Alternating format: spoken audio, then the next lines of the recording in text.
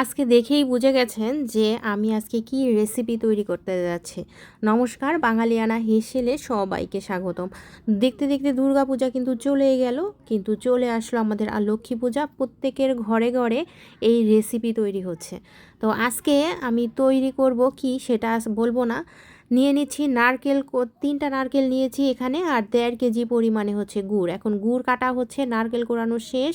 এখানে 1.5 কেজি পরিমাণে আখের গুড় নেওয়া হয়েছে, আর 3টা নারকেল।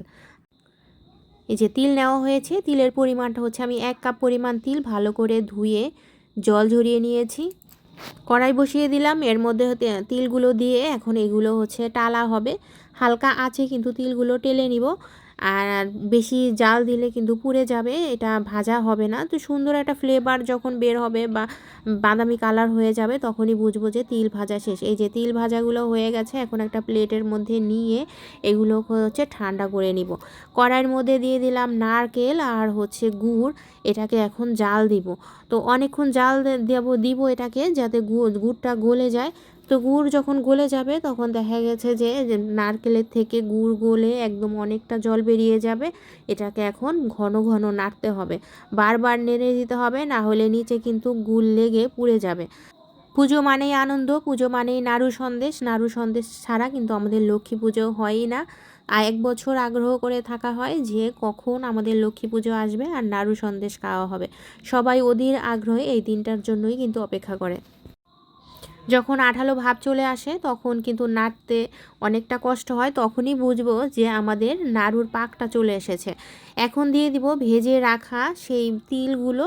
তিল দেওয়ার পরে এটাকে ভালো করে মিশিয়ে নিব নারকেলের সাথে। আর হচ্ছে তিল দেওয়ার পরে আরও কিছুক্ষণ 3-4 মিনিটের মতো নেড়ে নিব। তিল দেওয়ার পরে এর হচ্ছে আবার একটু মানে হয়ে যাবে, আর পাকটা হচ্ছে ছেড়ে দেয়, পরে আবার কিছুক্ষণ নাড়াচাড়ার পরে এটা আবারও আঠালো ভাব নিয়ে হচ্ছে তো চলে আসে। আর এটা নামানোর আগে অবশ্যই চেক করে নিব যে এটা গোল শেপ আসে কি না। এই যে দেখেন আমার প্রথমে কিন্তু গোল শেপটা হয়নি, তার মানে এখনও এই নাড়ুটার পাক আসেনি। এরপরে আমি আরও 2 মিনিটের মতো জাল দিয়ে নিয়েছি। জাল দেওয়ার পরে এই যে দেখেন কি সুন্দর একটা শেপ চলে এসেছে। যদি এটা গরম গরম তৈরি করে নিতে হবে, দেখেন হাতের অবস্থা খুব খারাপ, লাল হয়ে গেছে। গরম তৈরি না করলে এটা ঝুরা দিয়ে যায়, পরে তৈরি করা যায় না। আর যদি গোল শেপটা ভালো না আসে, হাতে একটু তেল মেখে নেবেন, সরিষার তেল, তাহলে কিন্তু সুন্দরভাবে গোল শেপটা চলে আসবে।